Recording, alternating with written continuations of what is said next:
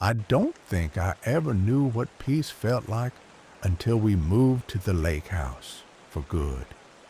I was 10 when it happened, too young to understand the deeper reasons why my mother finally agreed, and just old enough to believe in magic places where nothing bad could ever touch you.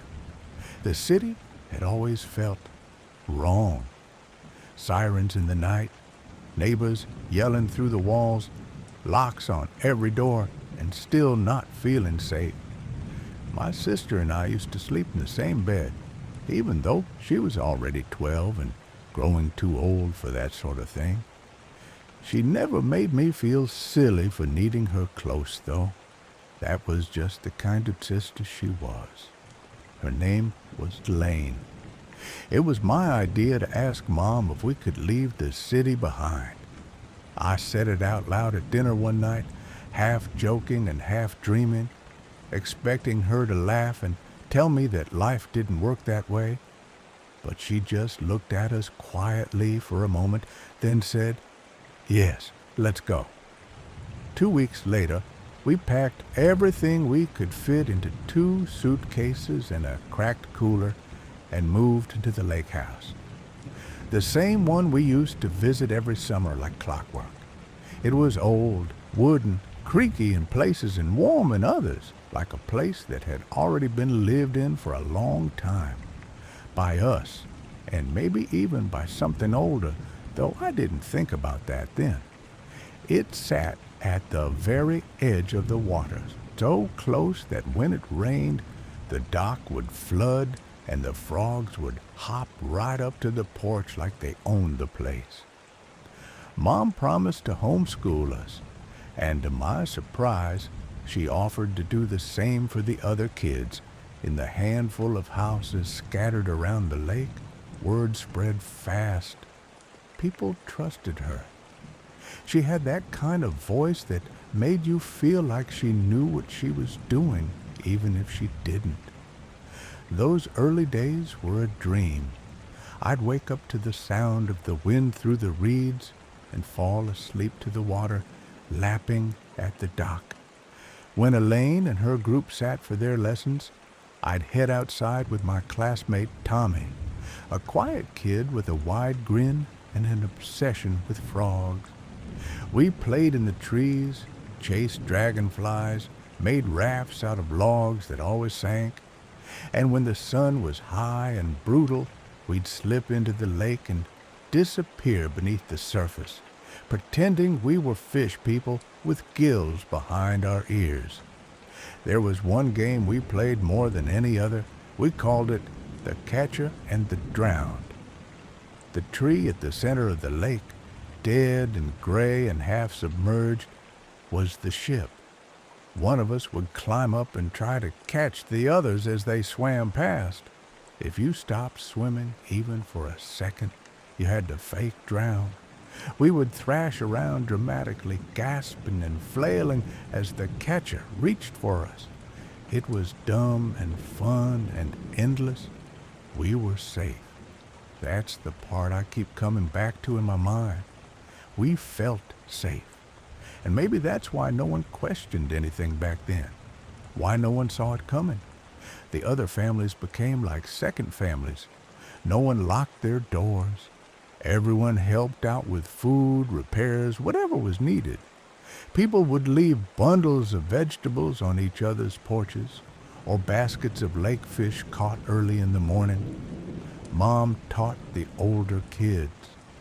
I would watch her sometimes from outside the window, chalk in hand, hair tied back, her voice rising and falling in rhythm. I was proud of her then. At night, we'd all gather near the shore and talk. Not stories or songs, just quiet conversations. The lake always seemed to be listening. It reflected everything, the moon, the stars, our faces. Elaine used to say the lake remembered us. I never asked what she meant. Years passed like that. 3, then 4, then 5. The trees never changed. The lake never dried up or froze over. Even the insects seemed to come and go on the same days each year. There was no school bell, no traffic, no clocks. I thought we had found the secret to happiness. Just remove everything except the people you love and settle in by the water. I wish I could have frozen that time forever. But time doesn't freeze, no matter how badly you want it to. And when it finally started moving again, it didn't come as a ticking clock or a calendar. It came as a cough behind a closed bedroom door. And the first crack in the perfect summer began to spread. It was sometime in the middle of the 5th summer when things started to unravel. I remember the day because the lake was still and cloudy, like a mirror waiting to crack. I was 15 then, that age where you know a little more than you should, but still cling to the belief that things can't go wrong if you don't think about them too hard. My sister had been tired for weeks. At first, we all thought it was just the heat. The summers at the lake could press down on you, make you feel like you were being slowly steamed. She slept in more, didn't play the fish people games with us in the water, didn't sit out on the dock when the sun dipped low. Her laugh, once loud and wild, grew soft and thin, like it had to ask permission before coming out. One morning, I woke up to Mom sitting at the foot of the couch I now slept on. Her face was older somehow. She said simply, "No more classes today." I asked if it was because of the heat, and she just nodded. "Your sister needs rest. I'll take care of her." I didn't think too hard about it at first. My sister had always been strong, smarter than anyone in the lake community. If she was sick, it'd pass. That's what I told myself. But then days passed, and the house got quieter. The families around the lake began noticing too. At first they came by to ask how she was doing, kind smiles, offers of help. But then the visit stopped.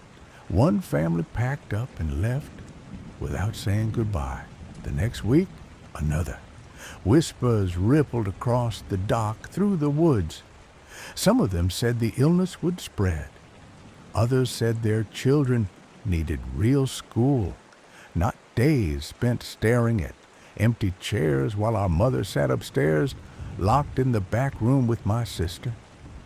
By the time the leaves had begun to fall, sparse and slow, like they weren't in a hurry to leave, the only people left were us. The lake had never been this quiet. The games stopped. The tree in the lake was just a tree again, no longer a ship catching fish people. The laughter of kids echoing over the water was gone. The little paths between cabins were empty, weeds poking through the trails like veins. I was 16 now. I still swam, but it felt different. The water didn't welcome me the way it used to. It felt heavier, like it wanted something from me. Inside the house, everything was dimmer. I barely saw Mom anymore. She cooked less, talked less. The doors upstairs were always shut. I asked if I could visit my sister, but Mom said she didn't want to be seen like that. "She's resting," she'd repeat, like a line she rehearsed. "She's getting better." But she wasn't. One evening, I passed by her room and heard something, a sound like paper tearing, a soft whimper almost swallowed by the walls. I froze. My hand was on the doorknob, but I didn't turn it. I couldn't. I began to sleep on the couch by the living room window. I told myself it was so Mom could be near my sister without disturbing me, but the truth was, I wanted the lake in my sight. I wanted the moon on the water, the stars like holes poked in the sky. I wanted something that felt steady. The nightmares began that fall. In one of them, I saw my sister lying on the dock. Her face was sunken, lips blue, eyes wide and staring. In her hand was a cup, water still sloshed inside it. Her voice whispered into my ear even though her mouth never moved. She knows what it does. I woke up drenched in sweat, my hands curled into fists, heart pounding like I'd run for miles. I didn't tell Mom about the dream. I didn't tell anyone. There was no one to tell. Instead, I watched, and I remembered. There was a day, maybe a year ago, when I saw my mom through the kitchen window. She was holding a glass. She handed it to my sister. I remembered thinking it was odd because we never drank tap water. None of us did. We had barrels to collect rainwater back when it still rained, and the rest we boiled straight from the lake. Everyone in the lake community was cautious about it. It was one of those silent rules. Don't trust what comes out of the faucet. But Mom had handed her the glass anyway, and my sister drank it. That memory clung to me like damp clothes. I couldn't shake it off. Couldn't stop thinking about how my sister's sickness began just weeks after that. I didn't sleep the next night. I stared up at the ceiling in the living room, listening to the ticking of the old wall clock. By the morning, I knew what I had to do. I had to talk to her. I had to see her, because something was wrong. Not just with my sister, not just with the house. Something was wrong with Mom, and I needed to know what it was before it was too late. I think my mind had been quietly crumbling for some time before it all came to a head. By the time I turned 16, the lake had grown strangely silent. The echoes of children's laughter that used to ripple across the water had vanished like morning mist. The docks were dry and grayed. The other cabins, empty. No more smoke curling from chimneys. No more baskets of vegetables passed from porch to porch. Even the animals seemed to have moved on. The only living things left were the three of us, and one of us didn't speak anymore. I slept on the couch now. My sister asked me to stay out of our room. Said she needed privacy, and I understood. I missed her. Sometimes I'd tiptoe up to the door and press my ear to the wood just to hear her breathing. Sometimes I didn't even hear that. Nights became harder. Dreams grew darker. It was a humid night when I had the dream. I had fallen asleep staring out the living room window, watching the branches outside twitch in the windless air. My dream didn't feel like a dream, though it felt placed, like someone else had picked it out and dropped it into my mind. In it, I was swimming in the lake again, playing our old game. The tree in the middle was still there, but it had no bark, no leaves, just slick black skin. One of the older kids stood in it, waiting to catch us. But when I swam closer, I saw it wasn't anyone I knew. Its limbs were too long, its mouth too wide, and its eyes, one was white, the other dripping with something brownish black. I stopped swimming. "You lose," it whispered, and I began to drown. I jerked awake on the couch, gasping. My heart wouldn't slow down. Something was wrong. I could feel it. It wasn't the dream, not exactly. It was what came after. A thought, a memory, a glass of water. Not lake water, not from a jug. I saw it clearly. Mom pouring it straight from the kitchen faucet. My sister laughing at a joke I made, drinking it down.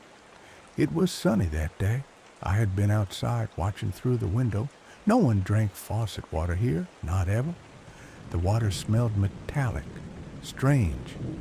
We fetched drinking water from the spring down the path. We were told not to trust the pipes. Too close to the lake bed, Mom had once said. Why had she given it to her?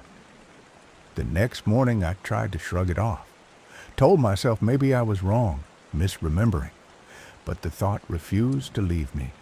It clung like something wet and cold inside my chest. I waited until Mom went out back with the laundry. Then I crept to the sink, turned on the faucet. The water that came out looked normal, clear, cold. I filled a glass and sniffed it. Nothing unusual. I even dipped my finger in and touched it to my tongue. Bitter. Too bitter. My tongue stung slightly. I spat it out and dumped the glass. Something was wrong. I just didn't know what. But the memory of my sister sipping that glass, it was real. The house felt heavier the longer I stayed inside. Like the walls were listening. I couldn't take it anymore. Later that day, after dinner, I told Mom I was going for a swim. She didn't say anything, just kept chopping roots at the kitchen counter. The knife sounded dull. I dove into the lake and swam out past the dock. The water was cooler now, murkier. Weeds brushed my feet as I drifted in the shallows. Floating there, I looked back at the house. The upper windows were dark. One of them used to be my room. That's when I saw it again. The memory, sharp this time, clear, the glass of water. My sister coughing the next day, Mom quietly checking her temperature, whispering something when she thought no one was around. I thought she knew. She had to have known. My blood turned to ice. I scrambled out of the lake, mud clinging to my feet, lungs tight with panic. I ran across the porch, through the door, and straight up the stairs. I didn't knock. I burst into my sister's room. "Mom!" I shouted. "Don't give her any more water. It's the faucet. It's what's making her sick." The room was dim. My sister wasn't in bed. The curtains were drawn, and there was my mother, seated on an overturned bucket, mixing something yellow in a wooden bowl. She didn't even flinch. "I know," she said softly, not looking up. "I know what the water does." Her words didn't make sense. I stood there, frozen in the doorway, my throat closed. I wanted to scream, but I couldn't even move. What are you making?" I whispered. Mom didn't answer. She just picked up the bowl and walked to the closet. Her hands were steady, like this wasn't new, like she'd done it all before. She opened the door. The light outside had dimmed to near black. The closet was darker. And then I heard a gasp. A real one, ragged, strained, my sister's gasp. The yellow bowl dropped onto the tea table beside the door with a soft clunk, but I barely noticed it. My whole world tilted sideways. My ears rang. My legs turned to glass. I couldn't see her face yet, just her legs being dragged, scraped across the wooden floor. It wasn't a dream. I knew that now. I had come too late, and nothing was ever going to be the same again. I swam until my arms screamed and my legs barely moved beneath me. The water that once felt like home now felt like a weight, pulling me under, every stroke taking me farther from the only life I had ever known, and closer to something I didn't understand but desperately needed: escape. The sky above me darkened. Thick clouds gathered over the lake like bruises on skin. The first crack of thunder sent a jolt through my chest. My arms thrashed harder. Rain began to fall, gentle at first, then angry and fast, battering the surface of the lake in tiny explosions. The lake was miles across. I knew that. I had never tried to swim the whole thing. We were always told never to, told we'd drown. But I was more afraid of what was behind me. Once I looked back, just once, and saw a sliver of the lake house in the distance, swallowed in rain and shadow. And I saw her, my mother, standing at the edge of the dock like she'd been waiting for me to look. Even through the storm, I could make out her white dress, soaked and clinging to her frame, her long dark hair hanging wet across her face. She didn't shout. She didn't move. She only stared. Smiling, I pushed on. Eventually, I saw lights, small and golden through the fog and rain, like candles in windows, the far side of the lake, the side no one from our house ever talked about. My muscles were locking up, and my teeth chattered, but the lights kept me going. Something about them felt not safe exactly, but possible. My foot touched sand. I stumbled out of the water, collapsed to my knees, and vomited lake water onto the shore. I looked up. There were houses, real houses, with porches and paths and cars parked beneath overhangs. The kind of houses you'd see in a town, not deep in a forgotten forest. I stood, shivering, and staggered toward the first one I saw with its porch light still on. I pounded on the door. It took a moment. Then a man opened it. A man in his 40s, wide-eyed and cautious. I must have looked like a ghost, barefoot, drenched, and half hysterical. "She killed her," I rasped. "My mother? She killed my sister." He stared at me, confused, then reached for something behind the door. For a second, I thought it was a weapon. But it was a phone. I was wrapped in a blanket by the time the police arrived. I sat in the man's living room, shivering beside a heater, my brain trying to piece itself back together. I told them everything. I don't know how much they believed. Some of it I barely believed myself. They called in backup. I was taken to a hospital in town. I stayed overnight under observation. A woman came in the morning, quiet and firm. Not a doctor, something else. She asked if I wanted to testify. I said yes. When they went to the lake house, they found it abandoned, empty. No mother, no sister, no sign of a body. The closet was clean, the bucket gone, even the crowbar, nothing. Just that same cold silence and rotting wood. But there was one thing. In the tree next to the house, my old climbing tree, they found a rope. No body, just the rope. Frayed, still tied in a noose. That was enough. They let me stay in town, gave me a room in a foster home. The families here were different. They didn't know the lake. They thought it was pretty, peaceful. I didn't try to correct them. I'm 17 now. Sometimes I still wake up gasping, tasting lake water in my throat. I won't go near it. I don't even take baths. Showers only, quick ones. I wonder if she's still out there, my mother, or if she was ever real to begin with. Sometimes, when I close my eyes, I see the lake house again, standing crooked and weather-beaten on the shore.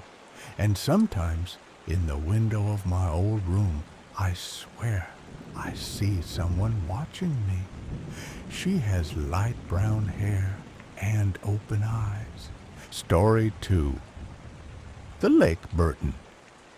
We were barely an hour into the mountains when the world began to shift. The sky darkened without warning, and the Blue Ridge ridgelines, once familiar and inviting, grew taller, steeper, like silent sentinels watching the road wind deeper into their territory.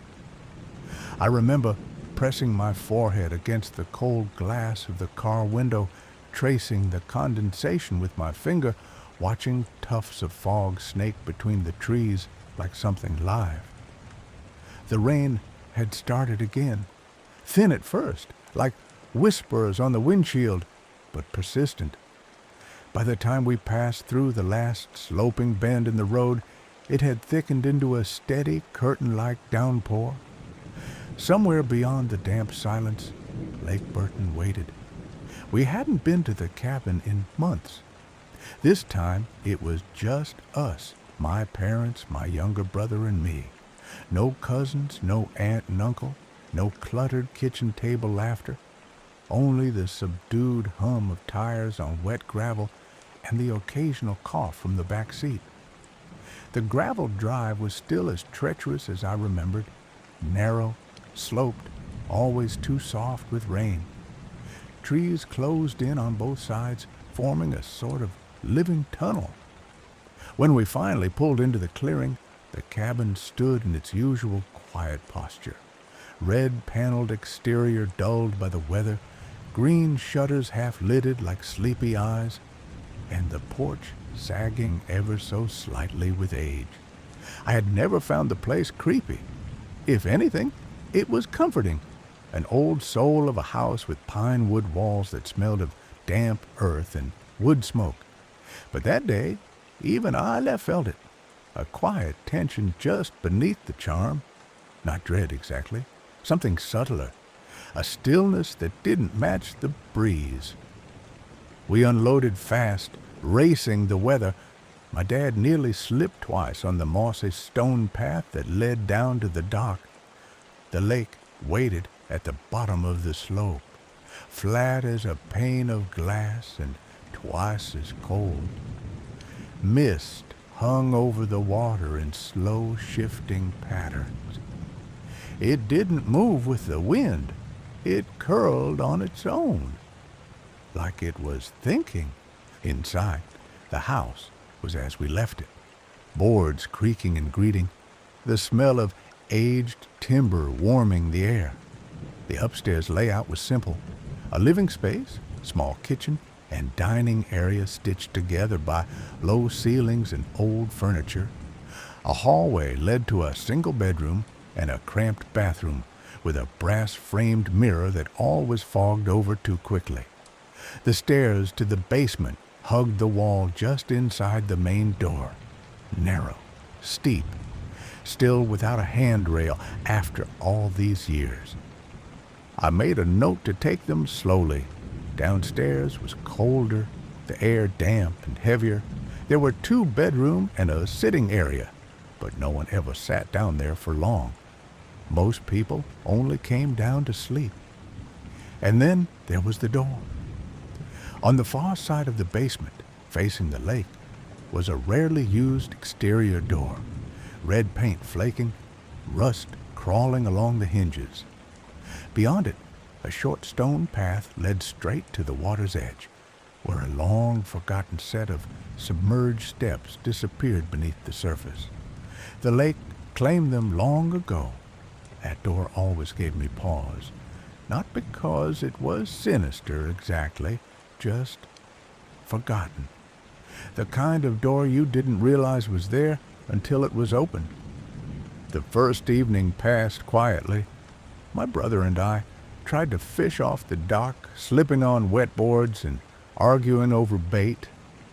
Mom made chili in the small kitchen, stirring slowly with her bandaged foot propped on a stool. Dad grilled beneath the porch roof, hunched against the rain. The laughter came back, if only a little, but the rain never really stopped. It was always there, sometimes loud, sometimes like breath against glass. By nightfall, the fog had thickened, blurring the lake until it seemed like there was no water, only mist. We went to bed early. The cold reached deep into the walls. Even under the heavy red comforter in the basement bedroom, I felt it. As I drifted off, I listened to the quiet tapping of rain against the small window above my head. Something about that sound felt off, not threatening, just waiting. I didn't know then what the night would bring, but if I had, I might have left the door closed. I might have stayed awake. I might have never gone down those stairs at all. The rain didn't let up the next morning. If anything, it grew stronger, an endless pattern of soft tapping and sharp spattering against the cabin's old tin roof and pine siding. I remember sitting by the fogged-up window, staring out at the gray lake. The mist curled over the surface like it was alive, moving slowly, deliberately, as if trying to hide something beneath it. We didn't do much that day. The weather ruled out most of the usual lake activities. No tubing, no dock jumping, no fishing from the boat. The fog was too thick for boating anyway. You couldn't see 10 feet ahead. Instead, we fell into a quiet rhythm of indoor routines. My younger brother and I played cards on the living room floor. My mom, maneuvering carefully on her cast, moved between the kitchen and the couch, prepping food and checking the tiny ancient TV that sat in the corner. Static sometimes overtook the screen like it was being swallowed by snow. It was calm, but there was something about the quiet that didn't feel quite right. The silence of the cabin wasn't peaceful. It was heavy. The sound of the rain seemed to press in, like the entire building was shrinking into a great.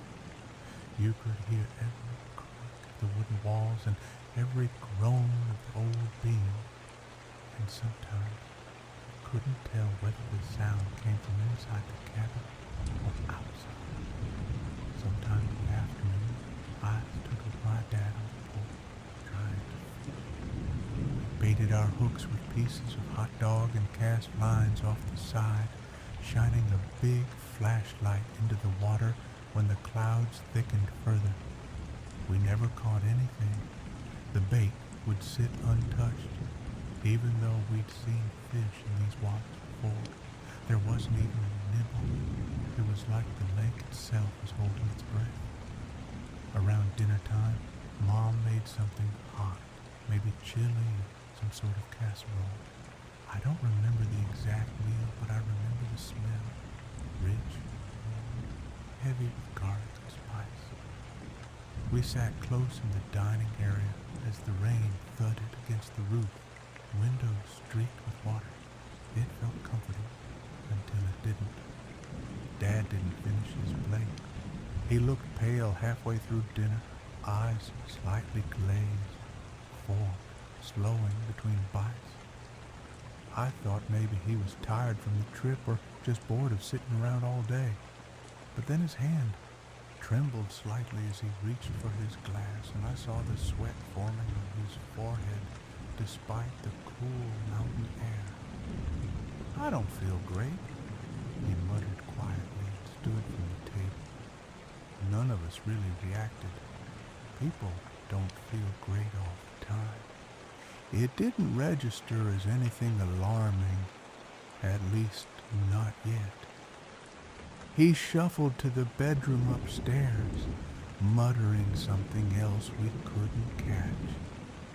Mom went after him slowly, limping along with her cast. We could hear faint voices upstairs, then silence. She returned a few minutes later with a puzzled look and sat down near the fireplace, which was off, but had a few dry logs sitting in it, ready to go. She kept glancing up the stairs. When I asked if everything was okay, she simply said, "He's sleeping it off. Probably just something he ate." By then the house had darkened with the early sundown that the mountain ridges caused. We switched on a single standing lamp and watched an old VHS movie, some grainy sci-fi flick with cheesy effects and overdone music. The screen glowed in the corner of the room while shadows stretched across the wooden floor. I remember it being hard to focus on the movie. Every creak of the house made me glance at the windows. The rain hadn't stopped. It had just settled into a steady rhythm, like a heartbeat. Even the lake looked different now, darker and more motionless than before, as if it were listening. Eventually, my brother said he was tired and headed downstairs to the far bedroom, the one around the corner past the basement common area. I stayed up for a bit longer with Mom, but she was clearly worn out from managing things on her own. She retired to the upstairs bedroom with my dad, who was still fast asleep, apparently never stirring once since dinner. I was the last one up. I turned off the lamp, and in that moment, before the darkness adjusted, I caught a glimpse of the lake through the window. The fog was thicker than before. It didn't roll now, it sat still, perfectly still, as if waiting. I descended the stairs alone. They creaked like always, that familiar rhythm of the old pine board shifting beneath my weight. My room was small but warm, with thick concrete walls and a heavy red comforter on the bed. It felt like a cocoon. I left the door halfway open just in case I wanted to hear movement in the house. Somehow, that made me feel safer. The rain was still tapping on the small window above the bed as I settled in. The air smelled faintly of damp wood and something older, something like wet earth and metal. It was a kind of smell you don't notice until you're alone in a room and everything else goes silent. I don't remember falling asleep, but I remember what it felt like just before I did. Like the entire house was holding its breath. Like something was standing outside in the rain, waiting for everyone to fall asleep. And eventually, everyone did, except for me. Not for long. Something would wake me soon. At exactly 2:43 a.m., it was the kind of sleep you slip into easily after a long day, thick, dreamless, and heavy. The rain was still tapping steadily against the small window near the ceiling of the room just above the concrete wall. The sound was oddly calming, and the room itself, while dim and a little chilly, gave off a snug kind of silence. But then, like the slow pull of a string unraveling, I felt myself stir. I didn't open my eyes at first. I just became aware that I was awake, not fully alert, but hovering in that strange space between dream and reality. Then I heard it. Creak. The old pine steps just above my room let out their telltale groan. One step, then another. Slow, deliberate pressure on wood so familiar it was unmistakable. Someone was walking down the staircase. I opened my eyes and turned slightly to face the half-open bedroom door. I was still groggy, disoriented. My first thought was my father. Maybe he was feeling better and needed something. But something was off. The steps had weight to them. Shoes. I could hear the firm tap of soles pressing the wood, not the shuffle of slippers or bare feet. I glanced at the clock next to the bed. Its faint green digits glowed, 2:43 a.m. That time would imprint itself in my mind like a scar. The footsteps reached the bottom of the stairs and paused. Silence. For a few seconds, I thought I might have imagined them. Then I saw it. A silhouette appeared in the doorway, not a blur, not a fleeting shadow, a solid, unmoving figure. It filled the frame almost completely, tall, broad, no features, just presence. No sound, no breathing, no shifting weight. It didn't step in or back away. It simply stood, peering into the room like it was waiting for something, like I was what it came for. I didn't move, didn't speak. I don't even remember breathing. The figure finally stepped away, turning silently into the basement's central common area. That motion alone let me breathe again, but I didn't get out of bed. I just listened. Click. A metallic sound, sharp and clean, echoed softly. A key turning in a lock. My mind scrambled. The basement door? Nobody used that door. It was always stiff with age and practically sealed in cobwebs. Why would someone use it now? Creak. Thud. Creak. Slam. The main door opened. The old screen door swung out, then snapped shut with a slap against its frame. I waited for more sounds. Footsteps walking away on the stone path, the rustle of brush, the splash of lake water, but there was only the rain, soft, endless, indifferent. I laid in bed, awake, but paralyzed. Minutes passed, maybe an hour. At some point, I drifted back to sleep uneasily, still watching the open space of the door where the figure had stood. When I woke again, the sun hadn't broken the clouds. The sky was the same dull gray. The window above me glowed with a light that was barely light at all. But I didn't feel rested, and I didn't feel safe. We were frozen in the doorway, my hand still gripping the cold brass key, its edges slick from the damp mountain air. The door behind me remained slightly ajar, its hinges creaking gently in the morning breeze. I glanced down the path outside, the one made of old moss-covered stone that led from the basement door to the lake. The path I had seen 100 times in daylight, but never thought much about. Now, it looked different. There, in the softened earth just past the threshold, were footprints. Fresh ones. They were faint, like whoever left them had walked slowly, deliberately. The wet ground had captured each impression with eerie clarity. I couldn't tell if they were made by boots or something older, less defined, but they moved away from the cabin and toward the lake, step after heavy step. My father, still pale and recovering, had joined us now. He stood silently at the top of the stairs, eyes wide, lips pressed tight. He stared at the door, not the path. My mother leaned on the rail, watching him, as if trying to gauge whether his illness had returned in a new, stranger form. But my father said something I'll never forget. That door was locked before we arrived. He wasn't making a suggestion. He knew.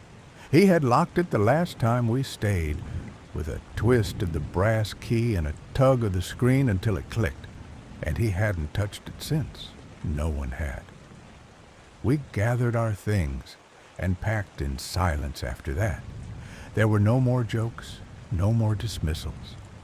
Something had walked into our basement that night, walked in wearing shoes, carrying our house key, and knowing exactly where to go in the dark. And it left without a sound, except for the echo of a slamming door and a trail of wet prints leading into the fog. Before we left, I stood at the edge of the stone path and looked down the slope toward the lake. The water was still and smooth, too still. Mist hovered just above the surface, refusing to burn off in the late morning light. I noticed something else, too. Just beyond the water's edge, where the lake swallowed the final stone step, the fog moved differently. It curled upward, rising in delicate swirls, as if something had just submerged. There was no wind, no boats, no wildlife, only silence. And then I saw it. A single ripple, spreading outward in a perfect circle from nowhere. We never went back to that cabin. My aunt and uncle eventually sold the place, citing upkeep and age. But I always wondered if they knew, if they had seen something or heard something. I don't talk about what happened that night unless someone asks. And even then, I leave parts out. I don't mention the weight I felt in my chest when I saw that figure in the doorway. I don't talk about the way the footsteps sounded, too slow, too careful. And I definitely don't talk about how just before I fell back asleep that night, I could have sworn I heard those same footsteps squelching through the wet grass, back toward the lake. There's one last thing. A few months ago, I looked up Lake Burton online. I don't know why. I guess I wanted proof that it was just a lake, just a mountain, just a cabin. But I found a photo someone had posted from a canoe at dawn. In the image, mist blanketed the water, curling like fingers over the glassy surface. It was beautiful, quiet, except in the corner near the trees there was a shape, not a shadow, not a reflection, a silhouette, standing, facing the water, waiting. Story 3, The Shadow in the Lake. It was supposed to be like every other weekend trip. Just us, just the lake, just peace. Leanna drove, blasting music that barely masked the sound of the gravel crunching under her Jeep's tires as we pulled into the familiar dirt clearing beside Lake Thunderbird. The sun was sharp in the sky, glinting off the lake's surface like shards of glass. It should have felt like freedom. It didn't. The moment I stepped out of the car, something clung to me. It was invisible, like humidity, but colder, sharper, like the air itself had teeth. Leanna, Livia, and Jonas didn't seem to feel it. They were already unloading blankets and bug spray and bags of chips from the back, talking over each other like usual. I stood still, toes sinking slightly into the packed earth beneath the dry grass, and looked out at the lake. Nothing moved, not a ripple. Livia's dad had built a small one-room cabin just a few feet from the shore. Weather-worn wood, a crooked porch, windows that stared out like blind eyes. I'd always liked it, in that rustic, storybook kind of way. This time, though, it looked smaller, swallowed. We dumped our bags inside. The cabin smelled like cedar and dust, but it was clean enough. I didn't unpack right away. Instead, I followed the others down to the lake, where we spread towels and kicked off shoes, letting the water lick our feet as the sky softened into orange. I sat in silence, chin on my knees, while they joked and talked. I saw their mouths move. I even saw Jonas throw his head back laughing once, wiping tears from the corners of his eyes. But I couldn't hear anything, not the cicadas, not the lake, not them, only the stillness, a thick, waiting stillness. Then I saw them, 2 tiny yellow dots, hovering just above the lake's surface. At first I thought they were pieces of driftwood bobbing, but one of them blinked, slowly, and I saw the bridge of a nose break the surface for just a second before sinking again. I stopped breathing. The cold started at my toes and climbed. My heart kicked like it wanted out of my chest. Then, snap! Fingers in front of my face, a warm hand on my shoulder. "Hey, you good?" Leanna asked, tilting her head. "You totally zoned out." I blinked hard and looked at the lake again. Empty. No yellow eyes, no face, just soft waves. "Yeah," I whispered. "Just distracted, I guess." She shrugged and lay back on her towel. The moment passed, but not the feeling, not the chill. It stayed in my spine, like a hand pressed against it. Later, as dusk curled into the edges of the sky, we waded out into deeper water. The others floated on their backs, laughing about some old memory I couldn't focus on. I forced a smile, trying to pretend everything was normal, but my eyes kept drifting to the lake's edge and the place where the yellow dots had been. Something had watched us, and I had a sinking feeling it wasn't done. Dusk fell over the lake like a curtain being drawn slowly and deliberately. The soft oranges and golds of sunset bled into deep blue shadows that settled over the treetops. We were still in the water, the 4 of us, floating in lazy circles and letting the day melt off our skin. I should have felt calm. I should have felt safe.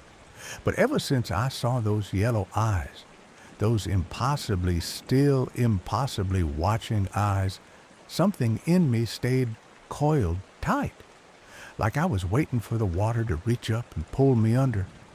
"Let's swim out a little," Jonas said, already splashing ahead. I followed, not because I wanted to, but because staying still felt worse. Livia and Leanna stayed closer to shore, laughing about something I couldn't catch. The words reached me in muffled echoes, like I was already underwater. The lake was cool, even this late in the summer. My limbs cut silently through it as I drifted farther out, the lights from the cabin fading behind me. The moon had risen, round and bright, trailing silver across the surface. I floated on my back, letting it rock me, trying to shake the feeling crawling up the back of my neck. Then I turned toward shore. They were already swimming back. I hesitated. I didn't want to stay out here alone. I rolled over and began paddling back, arms slicing gently through the water. That's when it happened. The tug. At first I thought it was a weed brushing my ankle. Then it wrapped tighter, a cold, slithering grip that coiled around my leg and pulled. I gasped, swallowing lake water as I kicked hard. Nothing moved. It wasn't just pulling, I was sinking. My legs jerked downward, and I screamed. At least I thought I screamed. It came out as a choked gurgle, bubbles rising past my face. Then the water was over my head. It wasn't like sinking in a pool or the ocean. This was different. The cold here was alive. It crept down my throat and coiled inside my chest. My feet found the lake bottom, but it wasn't solid. It sucked. Thick, sticky clay swallowed my ankles, then my calves. I couldn't move. My ears began to pop from the pressure. I tried to twist free, clawing at the water around me. It was like swimming through ink. Then came the silence. No splashes, no muffled voices from shore, just stillness. And then the whispers, faint, hissing. Dozens of voices murmuring just below hearing, just above comprehension. My eyes were wide open, but I couldn't see. The moonlight was gone. The lake bed, the water, the world around me, all of it drowned in black. And from the blackness, something was rising. The water grew heavier, thicker. My lungs screamed, burning. My body thrashed weakly, locked in place. Then the shadows closed in, and everything went still. I don't know how long I drifted in that blackness. Only that time didn't feel right anymore. It wasn't moving forward. It wasn't moving at all. My lungs ached. The cold gnawed at the edges of my thoughts. Then the whispering stopped. Something else had entered the dark. A voice, low, rough, and ancient, cut through the silence like a blade through water. Hello, little one. It wasn't loud. It didn't need to be. The sound was everywhere, circling me, inside me. I couldn't tell if it was speaking aloud or just filling my head directly. My body jerked as I tried to move, but the lake bed clay held me fast, and I was still suspended, weightless and trapped. Do not struggle. Do you not want to stay? I opened my mouth to scream, but lake water surged in again, bitter and thick with silt. I gagged, choking on the mud, the taste of decay coating my tongue, and yet I wasn't dying. That was the worst part. I was stuck in this place, breathing what I shouldn't be able to breathe, seeing nothing but the oily blackness that surrounded me like a cocoon. Here, the voice rasped, there is peace. Silence. Isn't that what you want? I couldn't answer. I only shook my head, small and trembling, a silent refusal in the crushing dark. But the voice didn't stop. It grew more intimate, quieter, as though it were whispering straight into my ear. I am the collector of the innocent, it said slowly. The broken, the bruised, the children left behind. I take them from the world that never wanted them. I felt the cold reach deeper, curling into the hollow places inside me I didn't let anyone see. It felt knowing, like it had read something off me the moment I touched the lake. "You carry pieces of pain, don't you?" it murmured. "They left you to drown before you ever stepped into the water. But I can give you peace. Let go. Let the lake take you." Shapes began to form around me, dozens of pale faces, dim and wavering like candle flames behind fogged glass. Eyes, empty, glassy, stared at me, unblinking. Their mouths didn't move, but I felt their presence all the same. And then I recognized them. Some I remembered from Amber Alert flyers, missing person posters tacked on bulletin boards, or news segments playing in diner TVs. Kids who'd vanished, who were never found. They were all here. One boy drifted closer. His hair floated like seaweed around his face. His skin was waxy, drained of color. I remembered his name, Tyler, a kid from my high school district. Vanished on a camping trip with his family. I had stared at its poster for weeks. Now his face was inches from mine. His eyes didn't blink, didn't twitch, didn't plead. The voice returned, softer now. "Let us give you peace. Let me take you." I stared at the growing mass of children now surrounding me, forming a ring of silence. The blackness throbbed with them, not alive, but somehow not dead. They were held here, floating in stillness that mimicked comfort, but wasn't. It wasn't peace, it was prison. And beyond them, in the center of the shadows, were the eyes. The same yellow dots I had seen above the lake's surface. They hovered now, burning dimly in the core of the dark, watching, waiting, unblinking, hungering. Not eyes of mercy, eyes of ownership. The children didn't smile, they didn't cry. They were trapped in this things forever. I felt my heart slowing, my will folding in on itself like damp paper, but something inside me flared up, a flicker of no, of not like this. I looked into those yellow eyes and shook my head. I don't remember being lifted into the boat. I only remember the ache in my lungs, the sting in my throat, and the sharp cold that clung to my skin like wet sheets in winter. My fingers trembled. My vision blurred between the lights on the boat and the moon hanging like an eye above us, full and unmoving. "We thought you were dead," Leanna cried again, gripping my arm like I might vanish. I didn't answer. I couldn't. My eyes kept drifting back to the water. There were no ripples, no wind, not even the soft lap of waves, just stillness. The park ranger knelt beside me, checking my pulse, shining a light in my eyes. "What did you see down there?" he asked. His voice was steady, but there was something beneath it. A tension, maybe even fear, like he already knew. I hesitated. My lips parted, but I didn't know what to say. How do you tell someone that the lake tried to keep you? That it offered to? That something ancient and hollow, something that wore the faces of missing children, had whispered promises into your head? I glanced toward the water again. Nothing, but I still felt it, watching.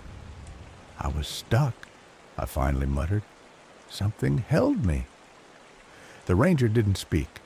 He just nodded once, slowly, as if that explained everything. We didn't stay the night. We packed in silence, wet towels, forgotten snacks, half-used sunscreen. No one laughed, no one spoke above a whisper. The cabin suddenly felt too close, like the walls had eyes. As we drove away, I kept my face turned toward the lake. Moonlight danced across its surface like glass, too smooth, too perfect. I could have sworn I saw a shape watching from the shallows, two yellow eyes glowing faintly, sinking inch by inch back into the dark. I didn't mention it. That night, I didn't sleep. Not even when I was safely home in my bed, miles away. The silence in my room felt thick, like the bottom of the lake. My ears rang with the memory of whispers. My skin itched with the feeling of that thing, the collector, its voice still echoing in some corner of my thoughts. In you, I sense many broken pieces, child. Let the lake take you. In the weeks that followed, I tried to forget. I told myself it was a hallucination, a stress response, a near drowning and nothing more, but I kept dreaming of the lake. In the dreams, I float just beneath the surface. Everything is upside down.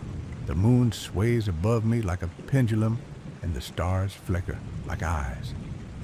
I see the children there just below the mud, motionless, watching, waiting, and sometimes I hear the voice again, always soft, always calm. I'll be here when you're ready. It's been 3 months. 2 children went missing from Lake Thunderbird last week. No signs of a struggle, no footprints, just 2 towels on the shore. I saw their faces on the news. One of them I'd seen before. Underwater, the lake never lets go. Not really. It waits. And now, so do I. Story 4. The Doll. I've done a lot of strange errands working for a moment in time. The antique shop tucked between a shuttered bookstore and a pawn shop nobody seems to remember. Most jobs are dull.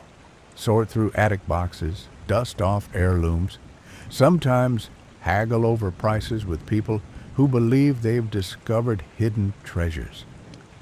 But this task was different from the moment it was handed to me. The Hudsons, an elderly couple who had owned the store for decades, called me into the back room late one Friday afternoon. Their voices were softer than usual, oddly strained, as if they'd rehearsed what they wanted to say.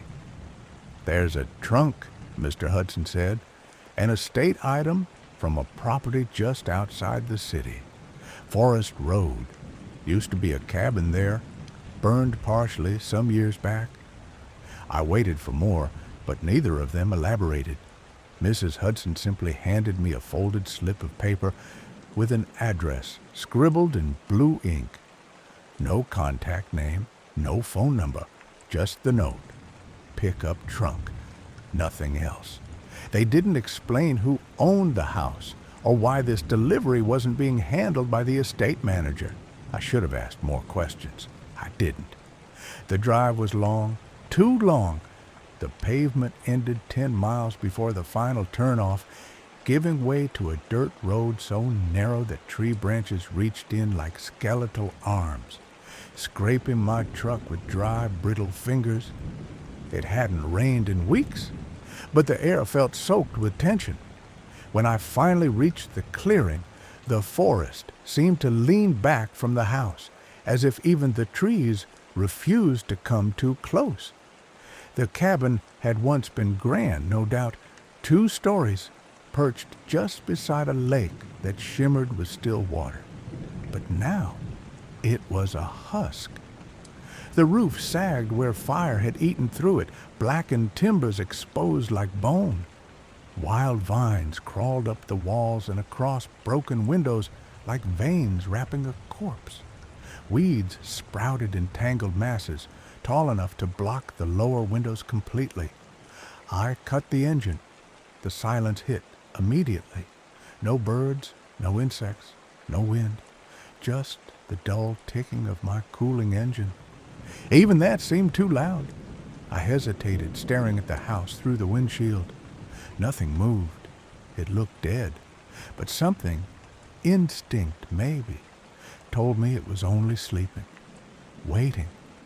I forced myself out of the truck and followed a path of stone pavers half buried beneath moss and overgrowth. The front door stood ahead, crooked on its hinges. I knocked, out of habit more than hope. No answer. I knocked again, harder. Still nothing. The address on the doorframe matched what I'd been given.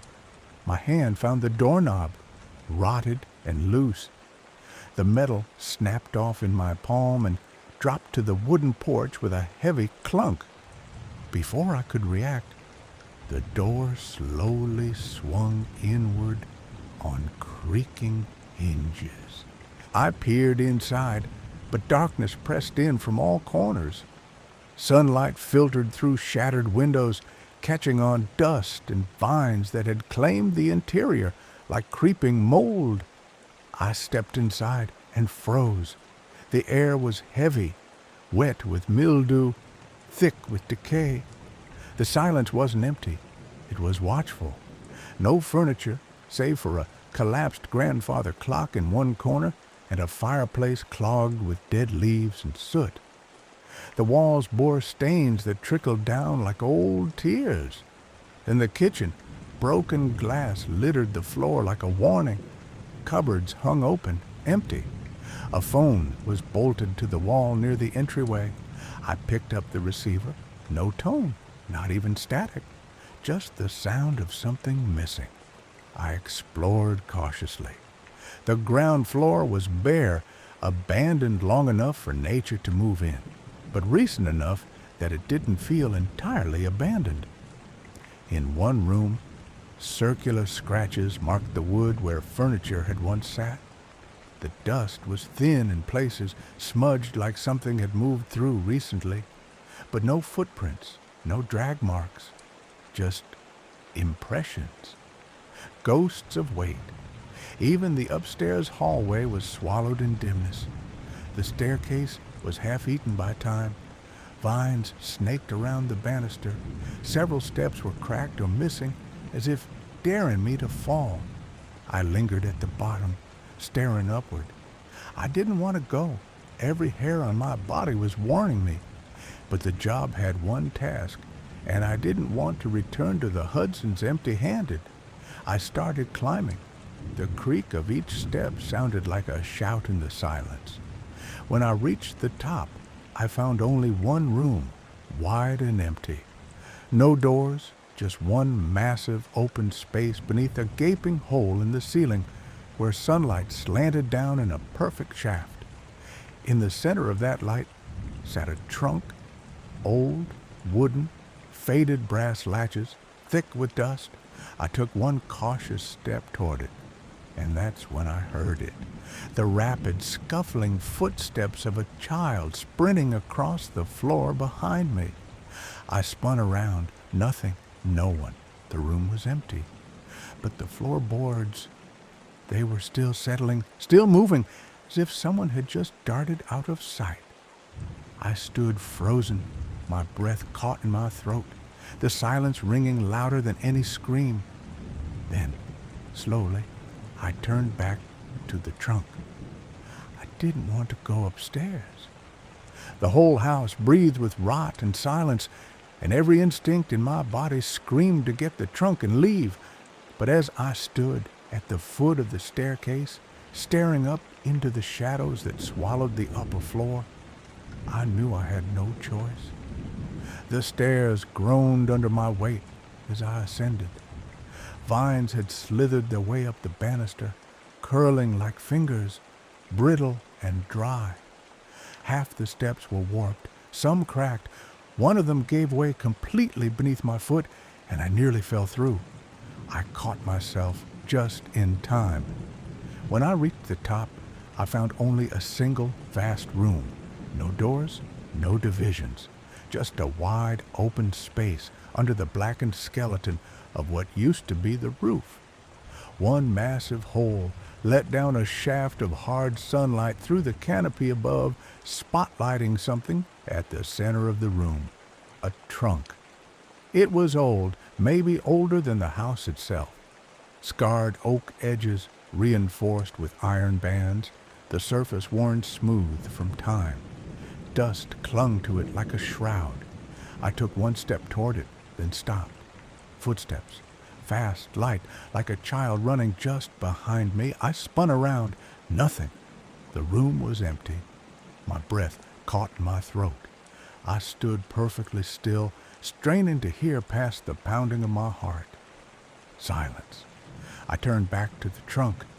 Its lock glinted in the beam of sunlight. My hand was slick with sweat as I reached for it.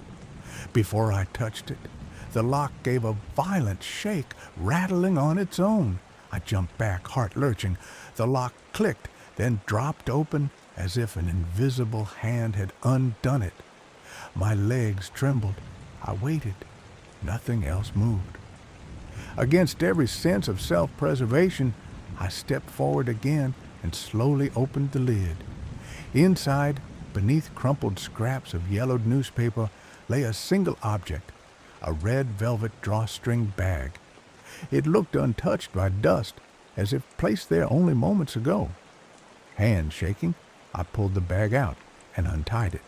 The porcelain doll inside felt heavier than it looked. She was dressed in crisp white, her shoes spotless, her stockings perfect. A delicate red sash circled her waist, matching the thin barrette in her long pitch-black hair. But what made me freeze was her face, or rather, what wasn't there. No features, no eyes, no nose, no mouth. Just a smooth, pale porcelain mask where a child's face should be. Something about her felt wrong, as if she were listening. I gently placed her on the floor beside me and dug further into the trunk. The newspapers were brittle and fell apart in my hands. Some of the clippings were dated back decades. One was about a fire that had gutted the house. Cause unknown. Another reported a string of strange animal deaths in the surrounding woods. Bodies found mutilated. No predators in sight. Then came a short obituary. A little girl had drowned in the lake behind the house. No one had been watching her. No one could explain how she slipped beneath the surface unnoticed. I looked at the photos. She was in every single one. The doll, not the girl. In the scorched remains of the house, behind the grieving families, in the background of rescue workers at the lake, the same doll, untouched by time, sitting silently like she belonged. Every headline mentioned the name Caroline, and in every image, that blank face. I turned back to the doll, heart sinking. She was gone. The red bag lay where I left it, but it was empty. Then, thump, behind me. I turned slowly. The doll now sat upright, several feet behind me, outlined in the patch of sunlight. Her empty face tilted slightly as if curious. I didn't breathe. I couldn't. I forced myself forward, grabbed her, stuffed her back in the velvet bag, and dropped her into the trunk. The lid slammed shut with a sound that echoed through the entire empty house. I ran. I didn't care about the floorboards or the broken steps. I nearly fell more than once dragging that heavy trunk down the stairs. I only cared about getting away. But I couldn't shake the feeling that something followed, that she followed, not with footsteps, not with sound, with silence, with that empty watching face. I didn't look back as I dragged the heavy trunk down the stairs, every creaking step beneath my feet echoing like a warning. The air grew thicker the closer I got to the front door, as if the house itself didn't want me to leave. My hands trembled, slick with sweat, as I gripped the thick leather handles of the trunk and yanked it across the sagging porch. The moment I crossed the threshold, the front door slammed behind me with a violent crack, louder than seemed possible for its brittle frame. I nearly dropped the trunk. It took everything in me to get it loaded into the bed of the truck. The air felt dense, like standing in a room filled with invisible eyes. The silence of the forest had returned, but now it wasn't empty. It was expectant, watching. I climbed into the cab and started the engine. Gravel crunched under the tires as I backed away from that cursed house. I didn't realize I was gripping the wheel so tightly until my fingers cramped. I couldn't stop checking the rearview mirror. The trunk sat still, motionless, but every time I glanced away, I heard it, that scratching, like nails or claws slowly dragging across the wooden boards, not constant, just intermittent, enough to keep my nerves frayed and raw. I turned the radio on to distract myself, but all I got was static. Every station, just static. By the time I reached the antique shop, the sun was dipping below the horizon, casting long shadows across the storefront windows. I parked and stumbled inside. Mrs. Hudson looked up from her desk and frowned. "You look like you've seen a ghost," she said softly, stepping forward. I couldn't even form words. My mouth was dry, my chest tight. I just pointed toward the truck. "It's in the back," I managed. "The trunk?" Mr. Hudson nodded and stepped outside without a word. As I sank into a chair, I heard the trunk lid creak open, then a pause, then softly, a voice from behind me. "Help!" I spun around. Mr. Hudson was lying on the ground just inside the door, one hand outstretched toward us, eyes wide open, but empty, lifeless. "Call an ambulance!" I shouted, dropping to my knees. Mrs. Hudson ran for the phone. No pulse, no breath. He was gone. I turned my eyes toward the truck. The trunk was still open. That's when I saw her again, the doll. Sitting upright inside the trunk, her blank porcelain face pointed directly at the shop, framed by her jet-black bangs. Her tiny hands were resting in her lap, motionless, but her presence filled the air like smoke. The same red velvet bag was beside her, open, like it had been thrown aside. I approached slowly, every part of me screaming to run the other way. I climbed into the bed and examined the inside of the trunk. The lid was warped, bent unnaturally, as if something had tried to force it open from the inside. The lock was jammed sideways, bent at an angle I couldn't explain. Inside the lid, scratches. Hundreds of tiny gouges, all in the same arc, like fingernails or claws, had clawed from within. The inside lining of the trunk had been torn apart in one spot, revealing layers of brittle paper beneath. Some of it was burned, discolored. I peeled it back and found a name scrawled in faded pencil. Caroline. The name sent a wave of cold through my chest. Not just fear, recognition, like I had known that name forever, though I couldn't explain why. The doll sat still, but the feeling hadn't changed. She was watching. I lifted her carefully. Her porcelain hands were scuffed, with grime and dust ground into the tiny joints. There were even hairline scratches across her delicate fingers. I looked from her hands to the inside of the lid. They matched. I put her back in the velvet bag and tried to close the trunk. It wouldn't shut. I slammed it harder. No luck. Something inside it resisted. The lid bounced back open every time. No amount of force could keep it closed now. Inside the shop, Mrs. Hudson sat in silence, staring at her husband's body. She didn't speak. She didn't cry. I didn't blame her. The authorities ruled his death natural, an undiagnosed heart issue, they said.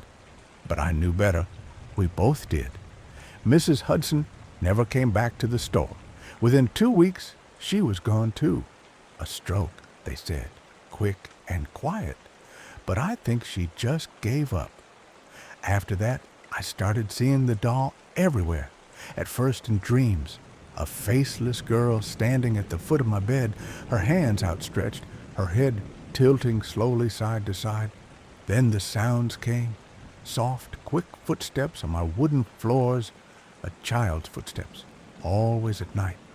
Once I passed by the antique shop, its windows boarded, the lights long dead, and saw something that made my blood go cold. There she was, standing behind the glass. The doll, Caroline, watching, blank-faced, motionless, but watching. It had been 3 months since I sold the doll. Life had gone eerily quiet. Too quiet. My dream stopped. The footsteps vanished. The antique shop remained boarded up, the windows collecting dust, and yet I never once saw her in the glass again. I began to think maybe I was free. Maybe Caroline was truly gone. But that kind of peace, it never lasts, does it? It started again on a Thursday. A small envelope appeared in my mailbox. No return address. Inside was a photo, the one I had taken for the listing. The photo I had deleted. My hand shook. In it, Caroline's face was blank, just as I remembered. But the moment I blinked, her face changed. She was smiling. This time, the smile wasn't static. It grew. I dropped the photo, heart hammering. It landed face up on the floor. Now she had eyes, obsidian hollows, staring straight through me. I burned the photo in my sink that night, but the image stayed imprinted behind my eyelids. Sleep was impossible. The next day, a package arrived. No return address, no markings at all. My chest tightened. I didn't open it. I wouldn't. I couldn't. But the scratching started again, light at first like nails on cardboard, then more urgent, desperate, like something trying to claw its way out. I put the box in the garage, locked the door, and sat in my living room, hands over my ears. But even through the walls, I heard her. That night, my apartment got cold, bitterly cold. My breath came out in fog, and the silence pressed against my eardrums until it buzzed. And in that silence, I heard them again. Tiny footsteps. Faster this time, and they didn't stop at the threshold. They entered. I turned toward my bedroom door and saw it creak open.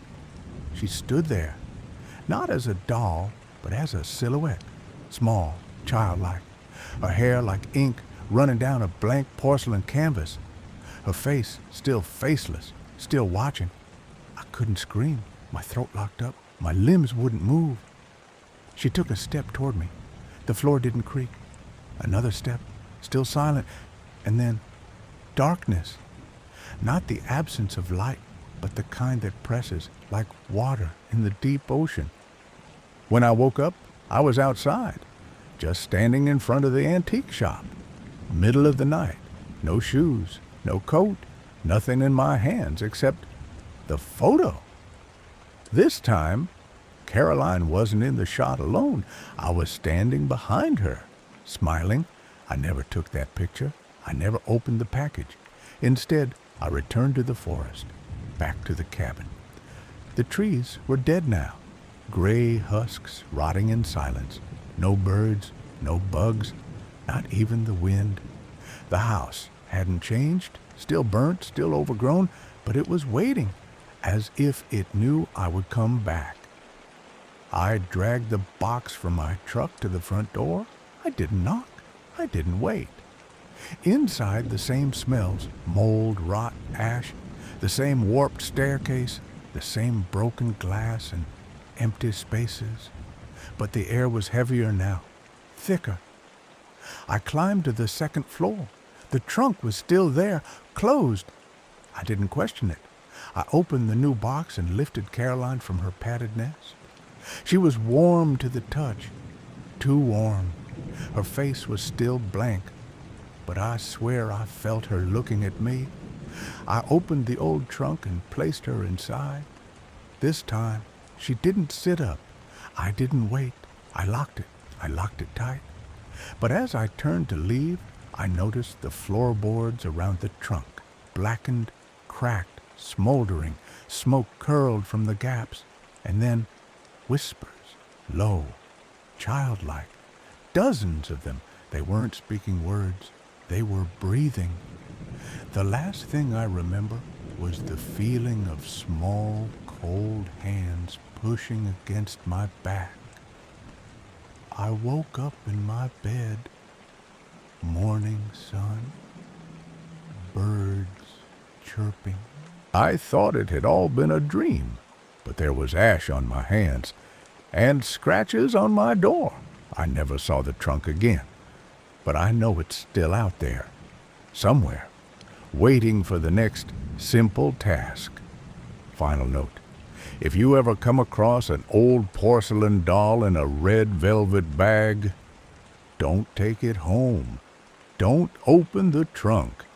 And whatever you do, don't smile at her. Story 5, The Lake Burton Story, by Aromatic, Cedar. There's a certain silence only the mountains can offer, the kind that presses gently on your ears like cotton stuffed into your head, not empty, but muffled, as if the world itself is holding its breath. That was the first thing I noticed when we pulled into the gravel drive that curled like a broken finger around the cabin at Lake Burton. The tires crunched slowly to a stop. I stepped out and was hit with the smell of pine and something else, older, musty, almost metallic, like rain on rusted iron. The sky hung low and gray, the lake beyond the trees half hidden under a curtain of rising fog. The cabin was exactly like the listing photos, a 2-story structure of aging timber with weather-worn shingles and a wide wraparound porch. It leaned slightly with time, like it had been watching the water too long and lost its balance. "Here we are," Dad announced, his voice too loud for the hush of the place. Mom smiled from the back seat, cradling her cast-bound foot. My little brother Sam bolted past me, already imagining treasure under every floorboard. Inside, the place smelled like cedar and thyme. The pine-paneled walls had gone dark with age, and every step on the floor whispered secrets from beneath. A fireplace sat cold in the living room, and lace curtains fluttered weakly in the breeze coming through cracked windows. My room was downstairs, by choice, not chance. I liked the idea of having my own space, away from my brother's non-stop noise and Dad's heavy snoring. It was a cozy space, with an old iron-frame bed and a narrow window that overlooked the porch and, just beyond it, the lake. As I unpacked, I felt a strange pulse of déjà vu. The grain of the wood paneling, the slope of the ceiling, the way the fog curled up the glass. I could have sworn I'd been here before, but I hadn't, not once. That first evening, the rain arrived like a whispered warning. Thin sheets at first, tapping gently on the roof, then swelling into a steady drumbeat as night fell. Thunder rolled across the hills, soft and distant. We lit a few lanterns in the main room since the power flickered now and then. After dinner, while the others argued over board games and cocoa, I wandered down the hallway and found a drawer beneath the stairs. Inside, yellowed pamphlets, a pack of matches, and a photograph. The image was black and white, curled at the edges. It showed the cabin, our cabin, but the porch was full of people I didn't recognize. A man with a wide-brimmed hat, a woman with dark eyes and a blank expression, a small boy who looked like me. Same eyes, same lopsided hair, same tilt of the chin. The photo wasn't labeled. I didn't tell anyone I found it. I just slipped it into my pocket, unsure why my hands had started to shake. Outside, the fog pressed closer. The lake, just a sliver through the trees, had gone still as glass. I watched it from the porch, listening to the low groan of wind under the eaves. Something about this place didn't feel abandoned, but remembered. like it had been waiting for us, or maybe just for me. I went to bed early, curled up under the heavy quilt in my downstairs room. Upstairs, I heard the quiet shuffle of bedtime routines, Sam complaining, Dad brushing teeth, Mom creaking around with her crutches. By 10 p.m., the cabin had gone still. By 2:43 a.m., I would no longer be alone. The storm came in harder after sunset. By the time we'd finished dinner, soup and toast, something simple, it was pouring like the sky had cracked open. Thunder rolled over the hills in long, lazy growls, and the cabin windows pulsed with pale flickers of lightning. Sam had fallen asleep on the couch upstairs, still clutching a game controller, his mouth slightly open. Dad carried him to bed. Mom, with her cast propped on a pillow, was already half asleep in the armchair, curled up with a blanket and an old paperback. I said goodnight and slipped away to my room downstairs. It was colder down there. The wood-paneled walls seemed to sweat faintly in the storm's humidity, and the old floorboards shifted as I moved across them, like they were adjusting themselves beneath my weight. My bed sat low to the ground, tucked between the far wall and the narrow window that framed the lake like a painting made of mist. I remember checking the time before I turned out the light. 9:57 p.m. Sleep came slowly. My thoughts kept circling back to the photo I found. The porch, the strangers, and the boy with my face. I'd hidden it under the mattress. I didn't know why it unsettled me so much, but I knew enough not to mention it to anyone. Sometime deep in the night, I woke. No dream, no sound had startled me. Just that awful bottomed-out sensation of something being wrong. The air felt heavier, like the storm had pushed its way indoors. I stared at the ceiling, heart thudding for no good reason. My skin prickled. Then came the footsteps, slow, measured, heavy. They started from the top of the stairs, the creak of the first step, then the next, deliberate and patient. Each one sank into the wood with a groan. I froze. It sounded like my dad. His walk has this distinct weight to it, this rhythmic pace that's hard to mistake. But he never came downstairs at night, not once since we'd arrived. And what reason would he have now, in the middle of a storm after midnight? I turned my head toward the door just in time to see the shadow. A tall figure stood in the doorway, motionless, silhouetted by the faint glow of the hallway nightlight upstairs. It looked exactly like Dad. Broad shoulders, sleep-ruffled hair. The same shape, the same stance. But it didn't speak, didn't move, just stood there. We stared at each other, if it was staring, until it slowly turned away and vanished back down the hall. A few seconds later, I heard the click of a lock, not from upstairs, from downstairs. Then the metallic squeak of the screen door hinges, and finally, slam, the porch door. I sat up straight in bed, breath stuck in my chest. No one had ever used that door during the night. I'd watched Dad lock it earlier that evening, hanging the key on the little nail near the kitchen door, the same place it always was. For a minute, I just sat there, listening to the storm hammer the roof and the glass, trying to convince myself I'd dreamed it, but I hadn't. I was awake, wide awake, heart racing, palms sweating, ears straining. Eventually, I lay back down. My eyes stayed open for a long time, glued to the ceiling as if it could offer answers. I didn't hear any more footsteps, but I didn't sleep again either. When morning came, the sky outside was dull and heavy with leftover fog, clinging low over the lake like breath on glass. Upstairs, My family acted as though nothing had happened. I'd learned soon enough that no one else had been awake at 2:43 a.m., and the man, or thing, that had stood in my doorway wasn't who I thought it was. Not even close. The storm had eased by morning, but the fog lingered, clinging low over the lake, pale and shapeless like breath trapped in glass. The trees looked frozen in the gray light, branches slick with rain, and everything felt oddly still, like the world had been paused.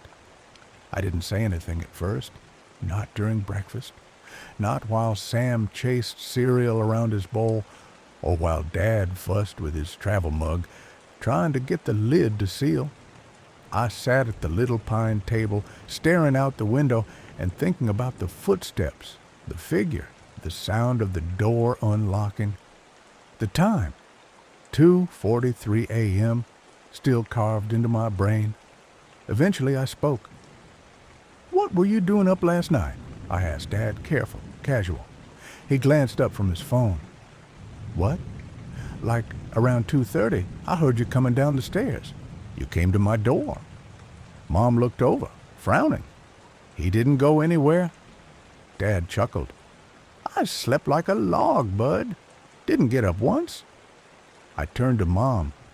"Maybe you heard it?" I asked, though I knew she hadn't. She shook her head, her foot in the cast stretched out on a stool. "Kevin, honey, I can't even make it up and down those stairs, remember?"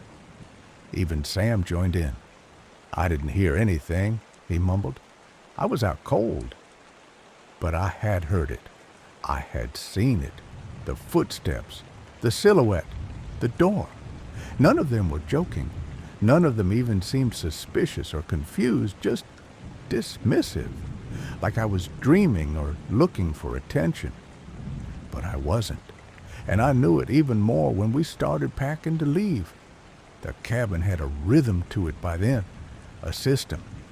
Each morning, Dad would hang the brass key on the little nail next to the kitchen door after locking up at night. The same spot, every time. But that day, it wasn't there. I noticed first. My eyes went to the nail out of habit. It was bare. "Hey," I said, walking over. "Where's the key?" Dad looked up from loading bags into the SUV. "Should be right there." "It's not." He came over, checked himself, then frowned. "Huh. Weird. Maybe it fell?" We searched everywhere. Behind the counter, in coat pockets, between couch cushions, under the welcome mat. Nothing. Then I remembered the basement door. It was the only door we hadn't opened. Tucked behind a coat rack in the downstairs hallway, the handle had been stiff with age, unmoved for who knows how long. A cold spike went down my spine. I didn't ask permission. I just went. The hallway creaked under my feet. The fog outside pressed against the windows. I reached the basement door and stared at the handle. The key was in it, still jammed in the old brass lock, tilted at a strange angle, like it had been turned with trembling hands, or like someone had fumbled it rushing. I didn't touch it. I just stood there trying to breathe, because that meant someone had taken the key from its nail, come downstairs, unlocked this door, and gone out. And not just out the front, out the basement, which didn't make any sense. The only door we never used, the only one locked the entire time. I called after Dad, and a few seconds later, he came down behind me. "What the hell?" he muttered, staring at the key. I didn't put that there." He turned the knob. It creaked open, revealing a short flight of stone steps descending into the earth. The air that spilled out smelled like cold stone and lake water. There was no one down there, just the remains of an old root cellar, maybe. Bare floor, cracked walls. But what caught my eye was the trail, barely visible in the dust. Footprints, wet, leading up from the basement. The soles were wide, deep, like boots. None of us had shoes like that, and none of us had walked down there, not until now. I didn't say anything. I just stared. My chest was tight, like I couldn't draw a full breath. Whoever, whatever, came down the stairs last night hadn't been one of us, and it hadn't come from outside. It had come up from the basement. Then it had let itself out, with our key, with my father's face. I can still hear the footsteps, slow, deliberate, creaking on those old pine stairs. Even now, back in my own bed, hundreds of miles from Lake Burton, sometimes I wake at 2:43 a.m. and feel the silence pressing in. I listen, I wait, and in my mind, I hear them again. That morning at the cabin, I couldn't shake the image from the night before. The shape in the doorway, broad shoulders, the quiet tilt of the head, the way it just stood there, watching me. It had looked exactly like Dad, but not him. Too still, too calm, no familiar grunt or sigh, no "you okay, bud?" Just silent, present, and the shoes. That's what really stuck with me. We all wore socks to bed, but that thing, whoever it was, walked like it had weight. Real weight. I heard the soles press into the wood, the slight tap with every step, like heavy boots. You don't dream sounds like that. You just don't. After we found the key in the basement lock, the air shifted in the cabin. Everyone grew quieter, edges sharp. No one said it out loud, but I could tell. They felt it too. Something wasn't right. Dad and Sam loaded the car while I stood in the basement, staring at the floor. There were footprints, not muddy exactly, just wet, like something had come up from below, leaving faint, dark ovals in the dust and old pine. I bent down, pressing my hand to one. It was cold. The prints led from the bottom step, across the floor, and ended at the open basement door. Past that, a narrow stone path disappeared into the fog. Lichen-covered, slick with rain, it twisted downhill into the trees, toward the lake's edge. I stepped outside. The mist curled around me, muffling every sound. The trees creaked above. I followed the stones until I reached the clearing where the path vanished into black water. The lake was still.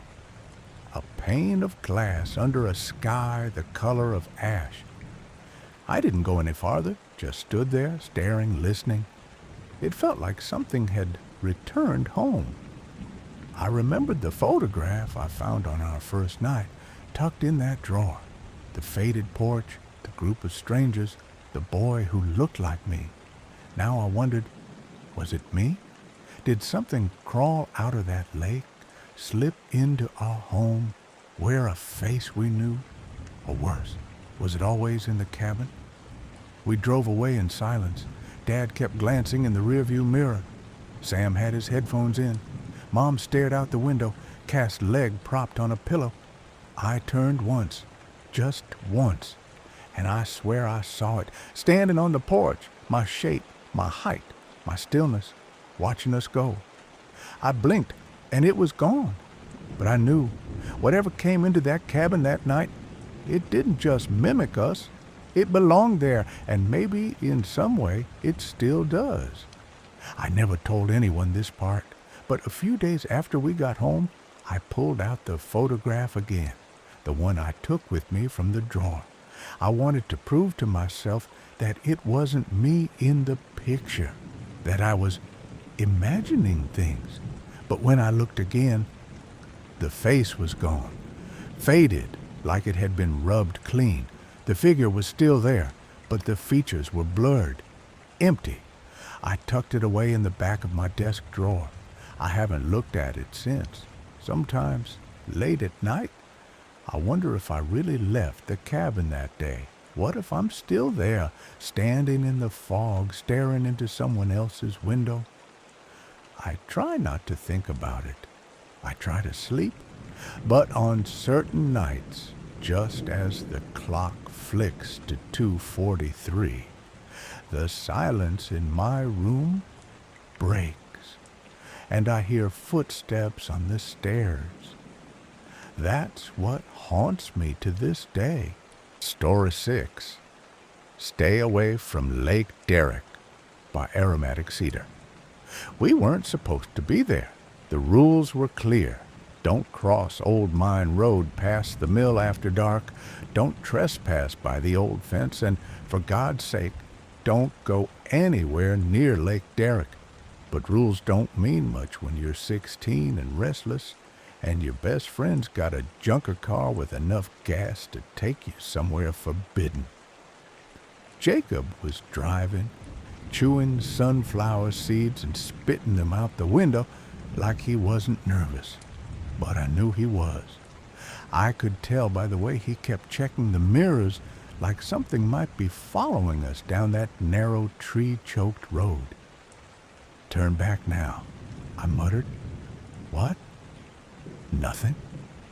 He grinned, headlights catching his crooked teeth.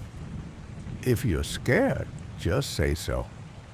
I wasn't, not exactly, but I remembered what they'd said at school all week about the man who lived by the lake in a rotting cabin that leaned toward the water like it wanted to fall in.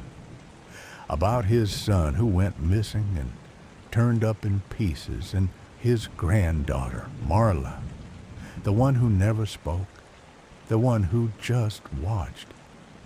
They said Mr. Gutierrez had been seen dragging something heavy across the shoreline one summer. They said no birds ever landed on the dock, that the water stayed warm in winter and moved even when there was no wind. I didn't believe it, not really, but I didn't want to find out if any of it was true. We pulled up to the edge of the woods near the fire pit, half a ring of rocks and blackened logs. There was still smoke trailing up like fingers into the night air. Mac was already there, sitting cross-legged beside two older guys I recognized but didn't know. One of them had a flashlight tucked into his hoodie pocket. The other had a shovel. "Cole!" Mac called out like this was just another Saturday. "You made it!" "Yeah," I said, stepping out of the car. "Guess so." The lake was behind them, black and glassy and huge, bigger than I remembered from when I was little. It didn't make a sound, no frogs, no bugs, just silence, stretched thin. "Your timing's perfect," said the guy with the shovel. "We were just talking about the Gutierrez house." I didn't say anything. Mac grinned wide like a kid with a secret. "Want to hear something messed up?" "No," Jacob said. "Too bad," the other guy said. "You came out here, you're getting the full tour." And then they told the story. Not the watered-down version we heard at school, but the grim one. The one where Mr. Gutierrez's wife just disappeared one spring after a flood.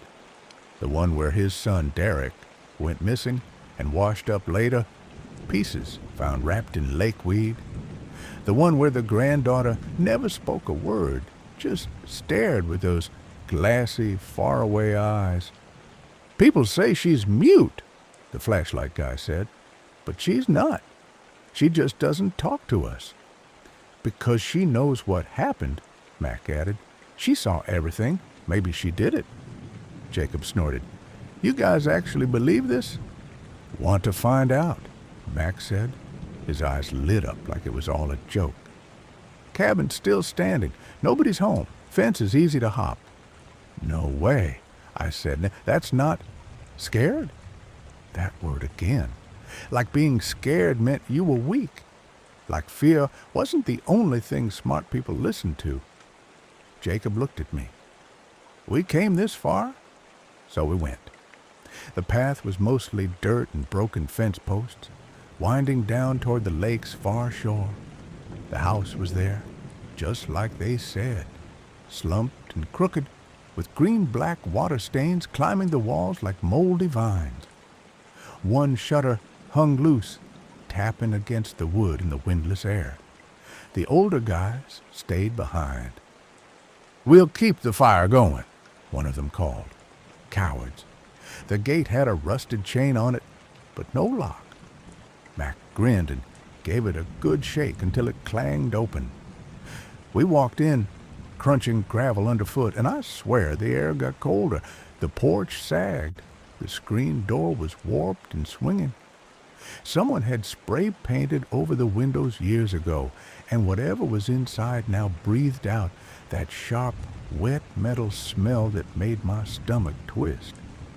Inside, everything was dark. No lights, no sound. "This is a bad idea," I whispered, but we went anyway. I wish I could say that what we found was ordinary, that it was just another crumbling house, just dust and decay and memories that don't belong to us, but we hadn't even reached the boat room yet, and the worst was still waiting. I swear the house wasn't just dark. It absorbed light. Jacob's phone flashlight barely cut a dent in the gloom as we stepped past the broken screen door and onto the soft, swollen floorboards. The air inside hit me like a slap. Mold, rot, and something else, like rust and lake water left to curdle. The others, Mac and the two older guys, hung back by the porch, suddenly all talk and no guts. Mac called out once, something cocky, but his voice thinned in the night. I think we both knew then that this wasn't just a prank anymore. Inside, the house was silent. No wind, no creaks, just a suffocating quiet that felt intentional. I passed a collapsed armchair, stuffing spilling like guts onto the floor, and noticed stains, dark, wide ones, that curved like something had been dragged. The walls were swollen with water damage. Black streaks crawled up like veins. Jacob nudged my shoulder. "You good?" I nodded, but my throat was dry. We followed the worst of the smell past the half-collapsed kitchen into a long hallway choked with shadows. That's when we saw the door. It was crooked, half-rotted, marked by the long scratch-like gouges that didn't look like they came from any animal I knew. Jacob pulled it open with effort, and a wave of cold air rushed out. Not stale, cold, like we'd opened a freezer. The room beyond was built lower, a few steps down. You could tell it was an addition. The planks were darker, damper. I recognized it instantly. The garage boathouse. Half a boat sat inside, stripped to its bones. Tools hung from the wall, rusted beyond use. And on the work table at the center of the room was the box. We didn't speak. It looked handmade, heavy, wood gone gray with age. Iron latches sealed it shut, but one hinge had been popped loose, just enough to let a foul, briny smell leak out. Jacob reached out and slowly opened it. Inside was something I never should have seen. A glass chamber lined the top of the box, sealed maybe once airtight, but cracked now with years.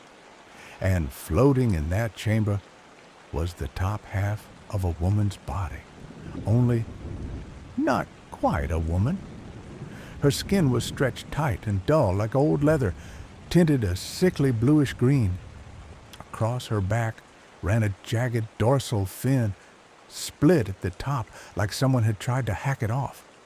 Her hair, pale green, drifted in the murky liquid, tangled in what looked like webbing. Her face had collapsed slightly, lips peeled back to reveal long, serrated teeth, sharp as steak knives.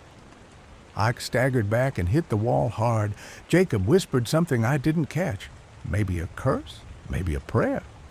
But that wasn't the worst part. There was an inscription along the wood frame. Blood traded, blood kept, blood owed. Underneath that, barely legible, a fair exchange for my derrick. She comes in halves. I wanted to run. Every part of me screamed to run. But then Jacob froze. He was staring at the floor. I followed his gaze, a trail of blood, fresh, wet, and streaked like it had been smeared by something dragging, led away from the workbench and across the floor. It curved toward the back of the boatroom, ending at a small square hatch, barely noticeable under a layer of dust and grime. A trapdoor. That's when we heard it. Not footsteps, not voices. Dripping, slow, steady, coming from beneath the floor. Then a sound like a breath being taken underwater. Jacob stepped back. Nope. Number, we're done. I couldn't speak. My hands were shaking. The cold had found its way into my bones. But before we could move, we both heard it. A soft scrape, right under our feet. Like claws. Then a whisper, a girl's voice, so faint I might have imagined it. Down here, Jacob looked at me. His face was pale. Tell me that was you? I shook my head, and the hatch trembled. We should have run. After seeing that box, after reading the inscription, we should have left. But when we turned back toward the hallway, we saw something that stopped us cold. She was crouched under the workbench, still, small, a girl. I thought my mind was playing tricks on me. She hadn't been there before. We would have seen her. We should have. But now she was. She didn't say anything, just watched us from the shadows, her knees hugged to her chest, soaked hair hanging like algae. Her face looked pale, eyes wide but strangely glassy, almost too big for her skull, like she hadn't seen sunlight in years. Jacob raised his light slowly. Marla? The girl blinked. Her lips didn't move, but her eyes followed the beam like a predator, tracking something too close to strike. She's real, I whispered. She's really here.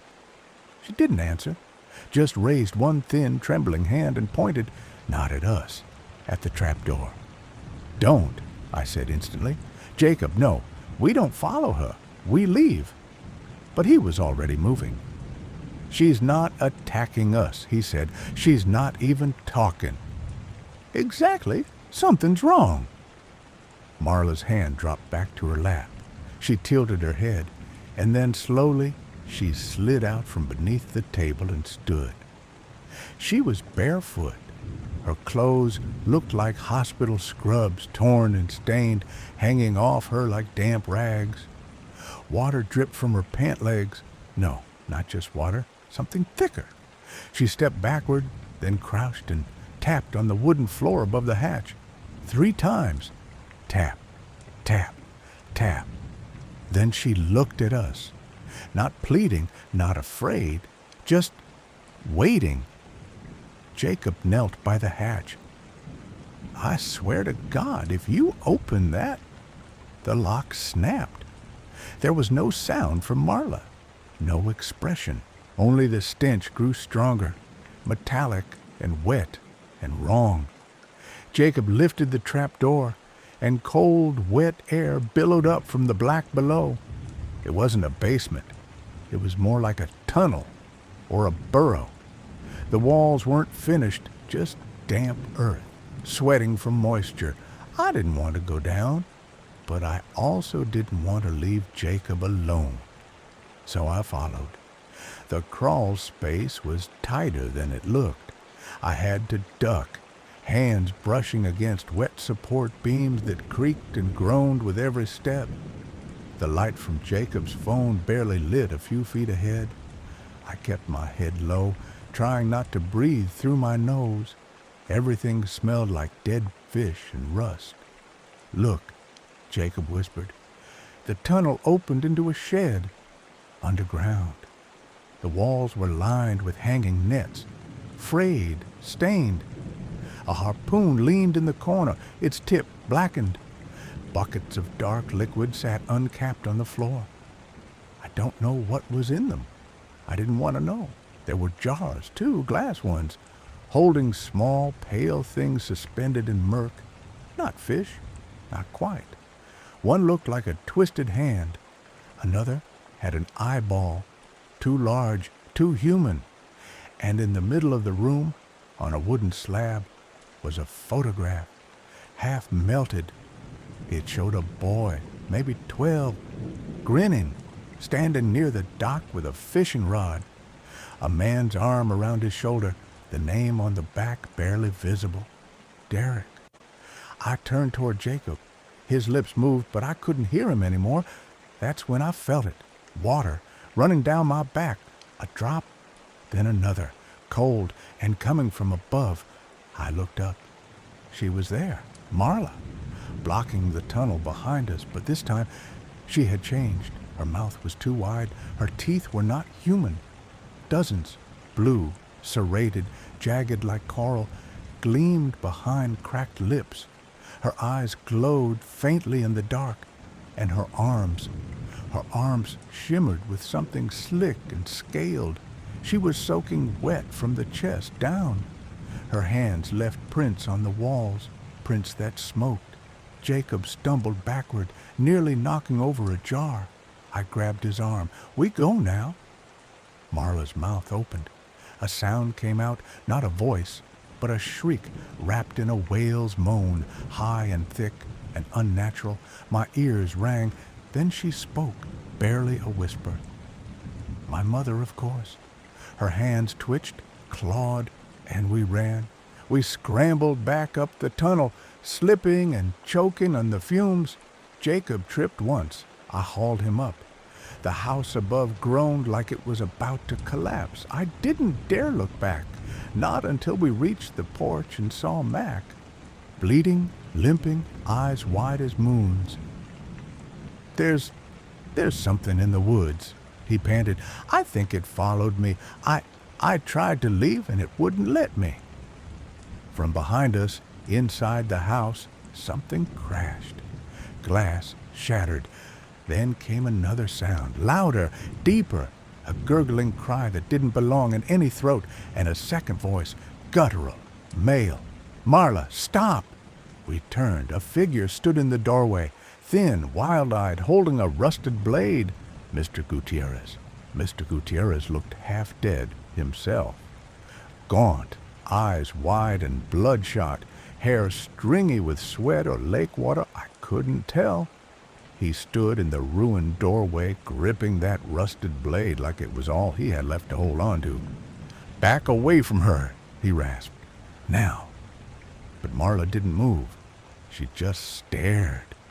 Her breath came in sharp, slow hisses through those blue, jagged teeth. Water still dripping off her arms like she'd just crawled out of the deep. Her face had gone blank, expressionless, as if we no longer mattered. Only he did. Only Gutierrez. Jacob reached for me, steadying himself against the wall. "What is she?" he whispered. The old man's voice cracked. "She's not my granddaughter." He took one trembling step into the house. Marla didn't react. "She's my daughter." Mac, limping at my side, made a low noise, half disbelief, half horror. Gutierrez went on, almost talking to himself. "It came from the lake, years ago. We thought it was a drowning victim at first, the way it lay on the shore, pale, hair like weeds. But when I got closer," his eyes flicked to Marla, then away, as if even now he couldn't face her fully. "She wasn't human, not anymore, if she ever had been." Jacob stepped closer, slowly. "Your wife." "I never had a wife," Gutierrez said. "That's what people thought, what they wanted to think. But Derek, my boy, he found her. He fed her." My breath hitched. "What do you mean, fed her?" Gutierrez's voice dropped. "Fish, then raccoons, then—" He looked at me, face hollow. "She didn't want food. She wanted blood." My stomach turned. She came up through the cave. She could mimic a drowning girl. She lured him in, took him under, ripped him apart. I didn't want to hear more, but he kept going, words pouring out like a dam had broken. She left what was left of Derek on the dock, like it was a warning or an offering. I tracked her back to her nest in the shallows, caught her with hooks, nets, and fire. I cut her in half before she could heal, buried the bottom in cement, kept the top to study, to understand. He looked toward the boathouse, where the preserved torso floated in its awful box. And then, months later, Marla came crawling up from the lake, half drowned, half born. She looked like Derek. She spoke like him at first, but that faded. She stopped talking, stopped crying, started changing. A soft hiss echoed across the room. Marla. She turned slowly toward the shattered window, her head tilted up, listening. Outside, thunder rumbled over the trees. "Storm's coming," Gutierrez whispered. "The cave's going to open again. I buried it once, but water always wins.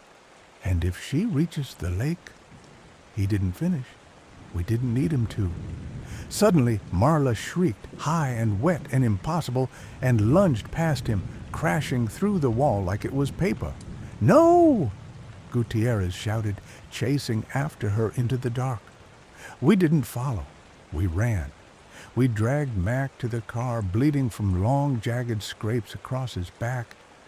He said something had clawed at him in the woods, something with a fin.